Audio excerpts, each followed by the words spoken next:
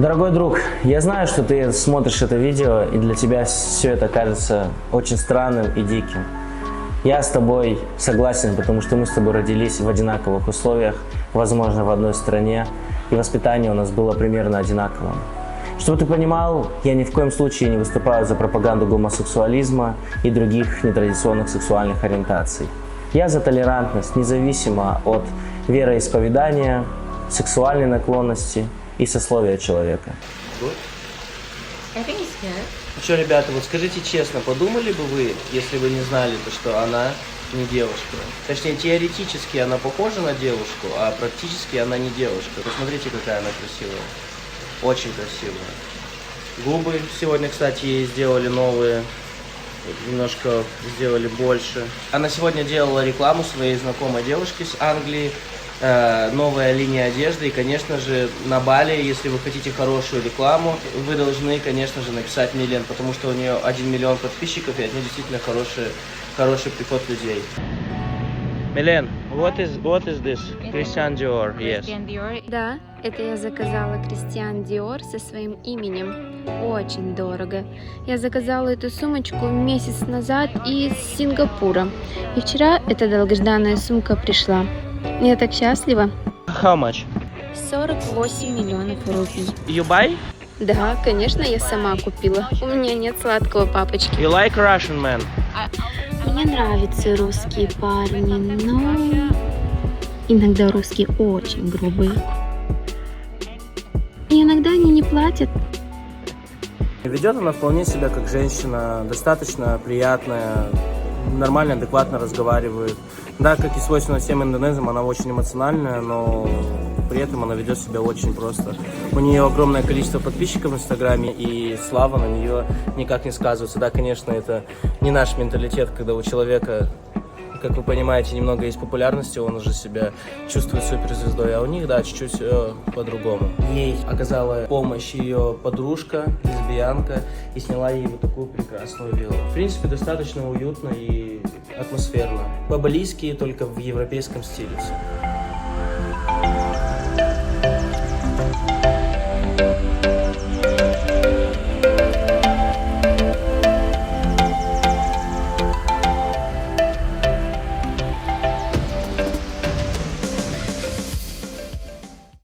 Это ее ассистент. Как тебя зовут? Дилан. Ты индонезиец. Да, я индонезиец. С Джакарты. Ты гей? Да, я гей. Какое отношение к геям в Индонезии? Мировоззрение индонезийцев не настроено на гей-культуру. Мне кажется, что это связано с религией. Они недостаточно открыты к этому. Они относятся к этому плохо. Они не признают существование геев вообще как людей.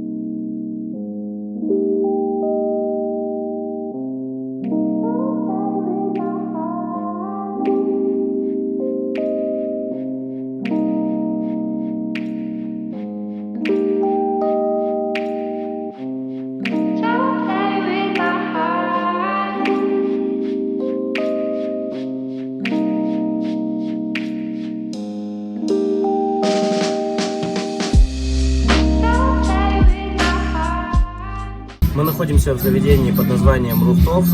Очень гламурное место, много иностранцев. И мне здесь нравится атмосфера. В принципе, красивое место, достаточно приятное для того, чтобы провести время с леди-боем и геем.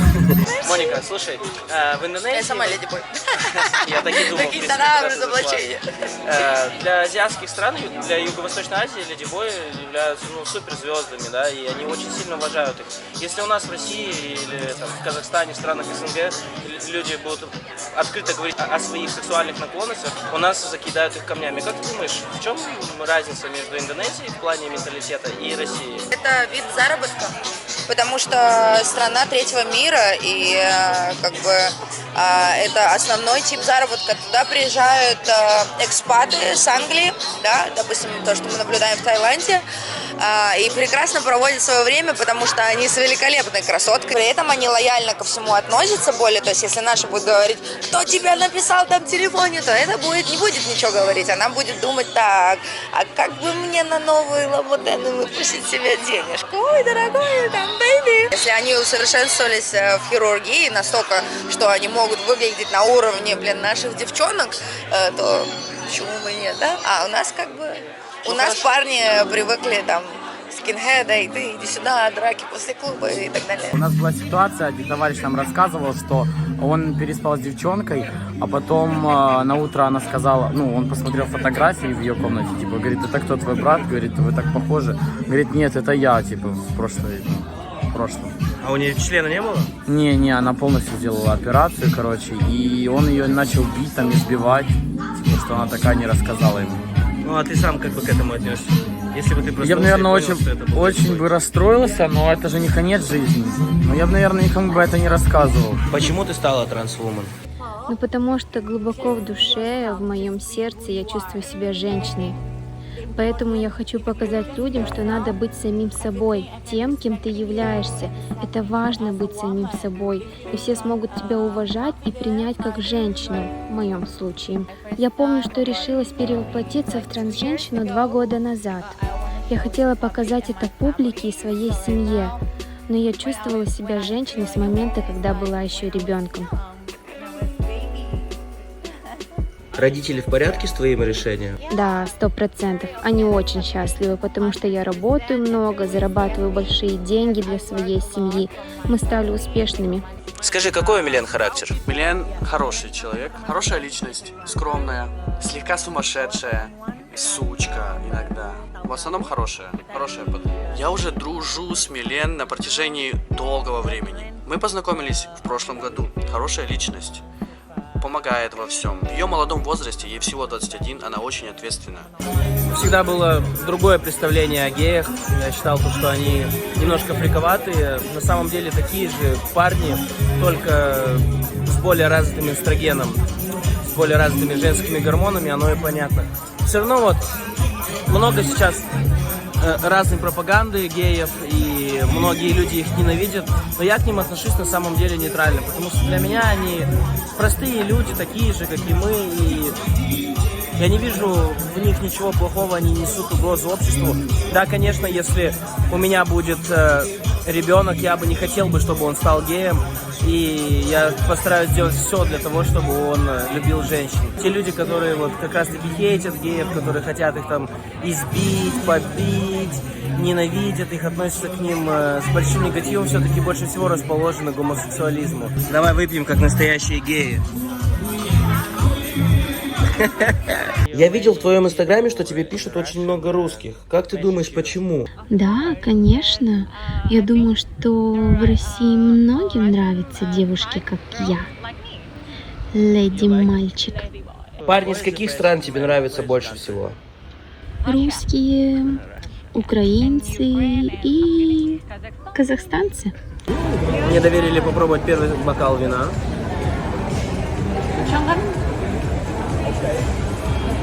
На самом деле я не понимаю разницу между вином. Пусть оно будет стоить 200 рублей или 100 долларов. Я не понимаю его вкус, и всегда в предпочтении я выберу пиво. Чувствуешь ли ты себя сейчас комфортнее, чем ранее? Да, конечно, я очень в себе уверена как девушка. Чувствую всем сердцем, что это очень важно. Ты хочешь родить ребенка или, возможно, усыновить? Конечно, я хочу это сделать. Я не могу забеременеть, но я могу усыновить, удочерить ребенка или попросить своего парня, мужа стать донором спермы. У тебя сейчас есть парень? Нет, мы только расстались. Русский парень? Да, русский. Как ты думаешь, ты сделаешь операцию на пенис? И если сделаешь, то когда? Нет. Я не хочу, потому что я наслаждаюсь собой, будучи тем, кем я есть. Я другая, я не копирую никого.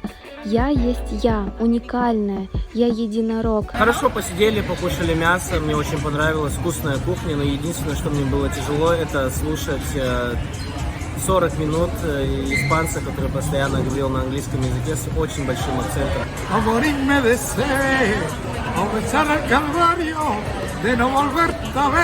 Why you like me?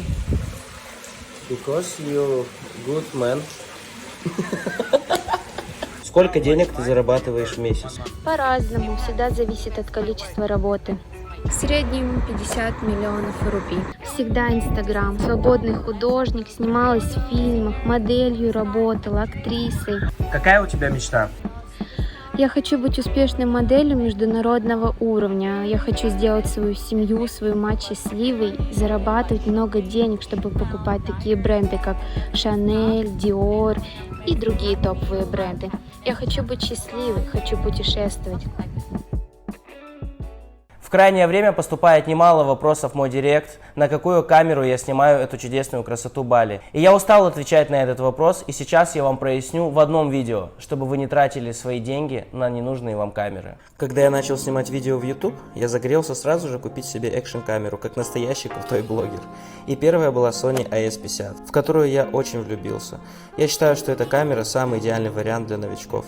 Далее была GoPro 5, на нее я возлагал большие надежды из-за экрана, которого так не хватает на Sony.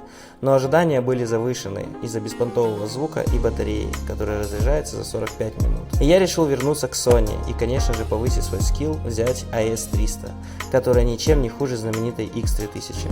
Я стал замечать, что я не могу снимать видео на 100%, ведь я не вижу картинки. И менять постоянно камеры Sony на GoPro, GoPro на Sony не совсем хорошо, ведь качество этих камер существенно отличаются. И человеческому глазу не совсем приятно будет это все смотреть. И, конечно же, я сразу захотел себе купить профессиональную камеру, но цена для меня была неподъемная. И единственный мой выбор был это попробовать снять свое видео на iPhone X Max, с которого я сейчас, кстати, и снимаю. Стабилизации в iPhone как таковой нету, и единственный выход снимать только со штатива. А съемка YouTube подразумевает себя снимать постоянно в движении. Придется, значит, купить себе стабилизатор. Взял я себе DJI Osmo 3. И я поразился. И первое, о чем я подумал, то что да, неплохо, теперь я разделю свою съемку, буду себя снимать на экшн-камеру, а крутые виды, интересные пейзажи я буду снимать все на iPhone. И постепенно я понял то, что я не достаю свою камеру уже на протяжении месяца и снимаю все на iPhone. И такой, вау, это как так? Это неужели iPhone снимает лучше, чем экшн-камера? И я себе ответил, что да. А теперь давайте сравним цену. Новая Sony AS300 в стоке стоит 179 тысяч тенге, AS50 107 тысяч, GoPro 5. Цену я не нашел на официальном сайте, так как ее сняли с производства, но я ее примерно брал за 100 тысяч тенге. Общая сумма 386 тысяч тенге, это почти 900 баксов, что в себестоимости стоит полноценный видеооператорский набор. Да, конечно, нужно добавить сюда стабилизатор за 100 долларов и микрофон за 11 баксов. И на него вы будете делать наикрутейшие вещи, которые никакие экшн-камеры не способны снимать. Но ты, наверное, подумал про профессиональную камеру. Да, я с тобой согласен, проф-камеры это круто, но ими тоже нужно уметь пользоваться. Ошибочное мнение, если человек покупает себе камеру, он будет круто снимать. Нет, это совсем не так. Плюс к этому всему тебе нужны специальные объективы. Микрофон, стабилизатор, штатив, аккумулятор. И на все на это тебе нужно минимум 4-5 тысяч долларов. Возможно, тебе это вообще не понравится. И ты, как я, потом будешь их продавать и терять в цене минимум 50%. Начни снимать на простую камеру iPhone. Даже если это не твое, iPhone тебе прослужит минимум 5-6 лет, и ты не потеряешь свои деньги. Свой iPhone я купил в Казахстане, в своем родном городе в Кустанае, в самой порядочной сети магазинов Sofitel, где работают грамотные, квалифицированные сотрудники, которые подберут тебе оптимальный телефон для твоего кармана. Ведь там огромный выбор всех ведущих топовых брендов сотовых телефонов. А если у тебя есть мобила, которая морально устарела, и ты ее хочешь поменять, трейд-ин тебе в помощь, брат.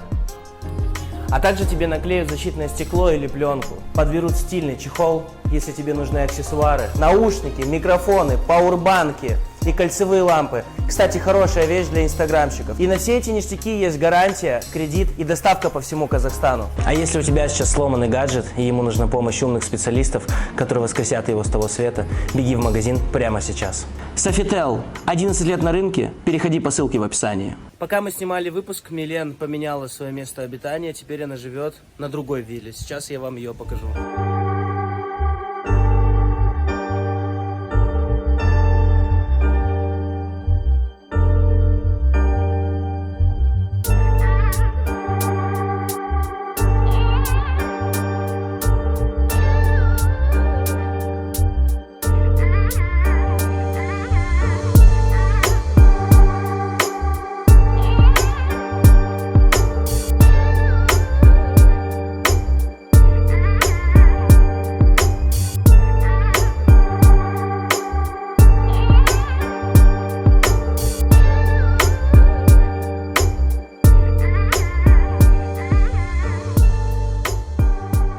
Сколько она стоит? 26 миллионов.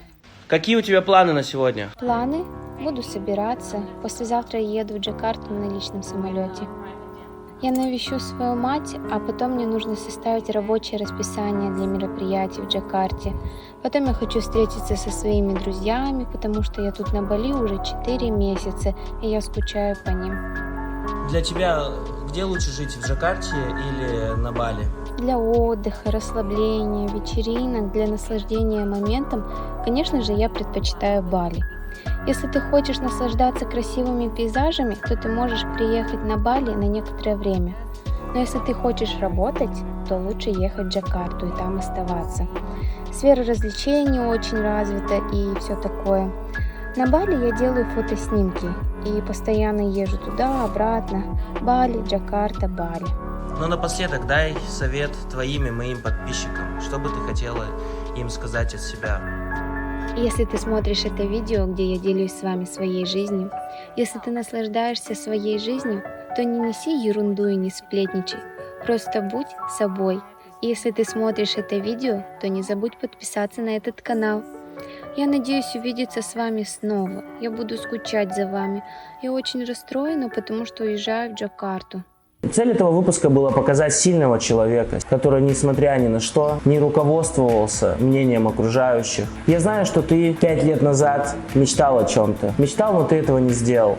Потому что твои окружающие, твои знакомые давили на тебя своим мнением. И ты боялся выглядеть в их глазах плохо. Но те люди, которые тебя критиковали когда-то, они сейчас с тобой? Ответь себе на этот вопрос. Если они сейчас не с тобой, то почему ты не должен делать то, что ты хочешь? Почему ты должен слушать других людей? Ведь те люди, которые критикуют, они неудачники. Они живут чужой жизнью. Самодостаточные люди всегда тебя поддержат. Потому что когда-то они также подняли свою жопу и начали что-то делать. Когда я начинал заниматься ютубом почти 2 года назад, люди в меня не верили. Говорили о том, что ютуберы, блогеры, да, это несерьезно. Они никогда денег нормальных не будут зарабатывать. Это просто так, развлечение, свободное время. Но где эти люди, которые говорили за моей спиной? Где они сейчас? Они также сидят на своих работах, также работают от зарплаты до зарплаты. Сейчас коронавирус просто закрыл их дома, и они не имеют возможности зарабатывать. А я сейчас нахожусь на другом конце света и зарабатываю деньги. Не потому что я крутой, нет, а потому что я просто посмотрел на все с другой стороны, когда я уехал в Санкт-Петербург. Когда ты в городе живешь, и ты никого не знаешь, и тебя никто не знает, и тебя не будут осуждать, потому что таких, как ты, 10 миллионов человек. И если ты будешь про кого-то говорить, тебя просто не хватит всей жизни для того, чтобы обсуждать кого-то, потому что все живут своей жизнью. Я знаю, что ты сильный человек, я знаю, что ты всего сможешь добиться. Просто верь в свою мечту. Трудись, тренируйся, как спортсмены тренируются каждый день. И когда-то твоя мечта станет реальностью. Визуализируй, мечтай, просыпайся и думай об этом. Будь одержим тем, что ты хочешь сделать. И ты достигнешь своего. У нас с тобой будет конкурс на комментарий. Напиши свою мечту, которая у тебя была ранее, возможно, 5 лет назад, 10 лет назад, которая не осуществилась. И почему она не осуществилась. Конкурс будет на 30 тысяч тенге. А сейчас я назову имя победителя прошлого конкурса. Условия конкурса были такие. Я провел целый день с Милен. Я не знал то, что она трансвумен. Когда мы вернулись ко мне в номер, она разделась и сказала: а ты знаешь, что у меня есть член? И вот я выбрал единственный комментарий пользователя Алмату. Вы начали мериться, у кого больше. У него оказался больше, потому что вы поборолись на руках, выпили пиво, посмотрели футбол и по домам. Действительно, была такая мысль у меня в голове, потому что когда я это услышал, я просто был шокирован. И первое, что мне пришло в голову, это: блин, интересно, у кого больше, у нее или у меня? Напиши мне в личку, если ты с России или ты с Казахстана, это не вопрос, что российская карта, что казахстанская имеется, я тебе вышлю деньги. А теперь действительно, что было дальше? Я был шокирован, я не верил в это, потому что она такая красивая, и она мужчина. Но оказалось, да, что это действительно так. Мы просто с ней пошли в магазин, купили немного алкоголя, сели, и она мне рассказала всю историю своей жизни. И мы с ней подружились, стали хорошими друзьями, и я действительно рад знакомству с ней. Она хороший человек, и я благодарен судьбе, что нас она свела. Ну все, этот экспериментальный выпуск подошел к концу. Если тебе ролик понравился, поставь лайк. Если тебе он не понравился, поставь дизлайк. Напиши свое мнение в комментариях. И обязательно подпишись на канал, поставь колокольчик. Ведь сейчас происходят на ютубе непонятные траблы, и видео многих авторов не показывают своим подписчикам. И поэтому выход из этой ситуации только колокольчик, чтобы ты не пропустил мои следующие видео. Я прощаюсь с тобой совсем ненадолго. Удачи тебе, мой друг. И верь в свою мечту. Пока. Уважуха тебе, базара нет.